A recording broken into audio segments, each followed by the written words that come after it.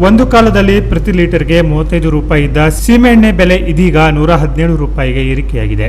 ಈ ದರ ಏರಿಕೆಯಿಂದ ಮೀನುಗಾರಿಕೆಯಿಂದ ಬರುವ ಆದಾಯಕ್ಕಿಂತ ಇಂಧನ ವೆಚ್ಚವೇ ಹೆಚ್ಚಾಗಿ ಬದುಕು ದುಸ್ತರವಾಗಿದೆ ಎಂದು ಮುಖಂಡರು ಆತಂಕ ವ್ಯಕ್ತಪಡಿಸಿದರು.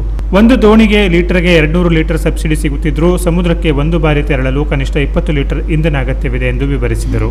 ಮಧ್ಯಪ್ರಾಚ್ಯದಲ್ಲಿನ ಯುದ್ಧ ಪರಿಸ್ಥಿತಿಯಿಂದ ಜಾಗತಿಕ ಮಾರುಕಟ್ಟೆಯಲ್ಲಿ ಇಂಧನ ದರ ಏರಿಕೆಯಾಗಿದ್ದು ಕೈಗಾರಿಕಾ ಸೀಮೆಎಣ್ಣೆ ಬೆಲೆ 152 ರೂಪಾಯಿ ದಾಟಿದೆ. ಸರ್ಕಾರದ 35 ರೂಪಾಯಿ ಸಬ್ಸಿಡಿ ಇದ್ದರೂ ಮೀನುಗಾರರು 117 ರೂಪಾಯಿ ಪಾವತಿಸುವ ಪರಿಸ್ಥಿತಿ ನಿರ್ಮಾಣವಾಗಿದೆ. ಸ್ಥಳಕ್ಕೆ ಬಂದ ಮೀನುಗಾರಿಕೆ ಇಲಾಖೆ ಉಪನಿರ್ದೇಶಕ ಪ್ರತೀಕ್ ಶೆಟ್ಟಿ ಸೀಮೆಎಣ್ಣೆಯ ಮೇಲಿನ ಶೇಕಡಾ 18 GST ಕಡಿತಗೊಳಿಸಲು ಸರ್ಕಾರದ ಗಮನ ಸೆಳೆಯುವುದಾಗಿ ಭರವಸೆ ನೀಡಿದರು. ಪ್ರತಿಭಟನೆಯಲ್ಲಿ ಪ್ರಸನ್ನ ಬಿಸೈಲ್, ವಿಷ್ಣು ಸಾಳಗಾಂವ್ಕರ್ ಸೇರಿದಂತೆ ನೂರಾರು ಮೀನುಗಾರರು ಭಾಗವಹಿಸಿ ಆಕ್ರೋಶ ವ್ಯಕ್ತಪಡಿಸಿದರು. Canara plus news, Karwar.